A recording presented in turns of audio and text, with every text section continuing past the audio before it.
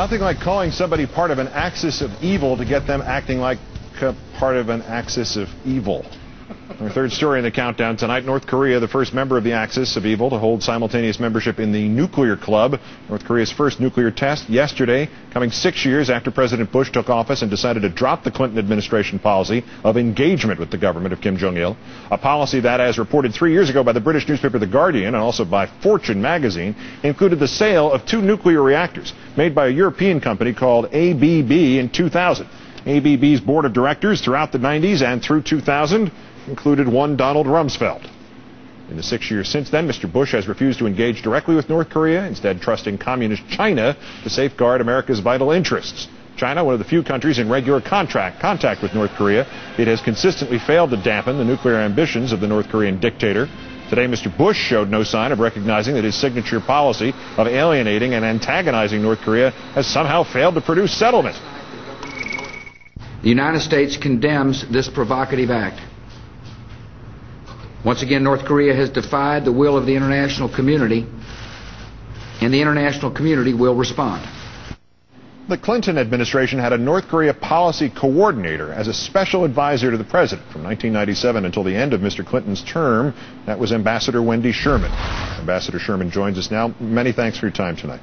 Good to be with you, Keith. If self-fulfilling prophecy might be too strong a term for this, is the sense of shock and outrage on this administration's part also inappropriate? How could anybody not have seen this coming? Well, I quite agree with you. The administration should have seen this coming. In fact, when President Bush took office, we were in the middle of a very intense negotiation to stop the development of missiles in North Korea, and missiles are important because they deliver nuclear weapons. And the Bush administration decided not to pick up the cards we'd left on the table, even though Colin Powell at the time thought they were pretty good.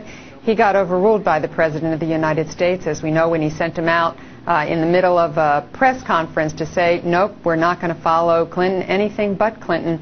And as a result of that, we now have a 400% increase in the amount of plutonium and the number of nuclear weapons that North Korea has under the Bush administration policy. In Bob Woodward's State of Denial, the candidate, George Bush, is quoted as asking the Arabian Prince Bandar in June of 2000, why should I care about North Korea?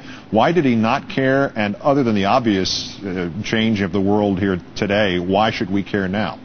It's very hard for Americans to imagine they should be worried about North Korea. Most people don't know where it is. It's led by a rather strange leader that people don't understand. There's no oil. There appears to be no immediate impact on people's lives. But if North Korea has nuclear weapons, several things, and they do, several things are going to happen. There may be a nuclear arms race on the Korean Peninsula. That means Japan may decide it needs nuclear weapons. It might be that South Korea decides they need nuclear weapons. I don't think the world needs more nuclear weapons. And more importantly, North Korea, now that it has 4, 6, 8, 10 nuclear weapons, can test them, but they can also sell them. They may also not be secure enough, and terrorists might get hold of them or the fissile material for those nuclear weapons. And I think we'd all agree there's nothing more terrifying for Americans than terrorists with their hands on a nuclear weapon.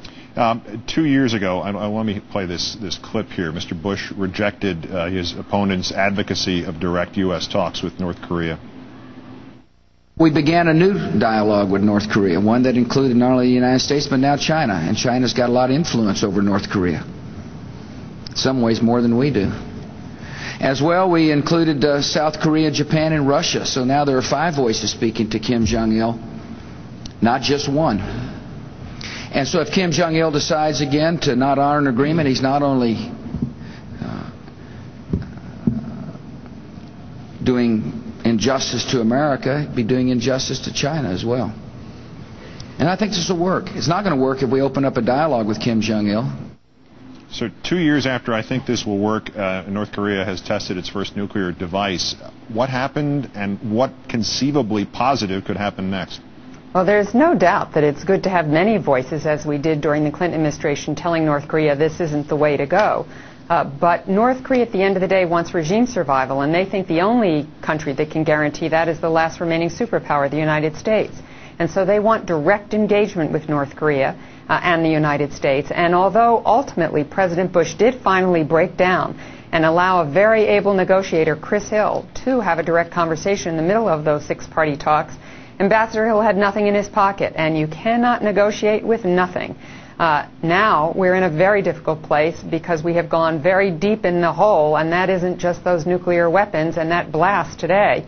It is about how we get out of this. And after the condemnations and after the sanctions, all of which are necessary because North Korea has to know there are consequences, ultimately we have to get back to talks, and somewhere in there, somehow, there have to be direct talks with the United States. Is a blockade feasible, or that would just make it worse? I think that is one of the sanctions that's going to be in front of the Security Council. The blockade is not going to stop North Korea from transferring nuclear weapons if it decides it wants to. Plutonium can be the size of an orange. You can put it in a suitcase and take it across a border. You don't need a ship coming out of a port to do that. So although the Proliferation Security Initiative, as the Bush administration policy is called, is a useful technique, it's not going to stop North Korea from having its nuclear weapons and transferring some of that technology if they want to. Ambassador Wendy Sherman, great thanks for your perspective and your time tonight. Thank you. Quick note about another administration bogeyman. Cuba's acting leader today denying a report in Time magazine that President Fidel Castro has contracted cancer, terminal cancer, and will not return to power. Castro handed over power, supposedly temporarily, to his brother Raul in July. This week's Time quoting a U.S. official saying Castro will not be coming back. He had intestinal surgery in late July. Cuba has not released specifics about the ailment. His brother today said Castro is, quote, not dying and is, in fact, quote, getting better all the time, working more every day.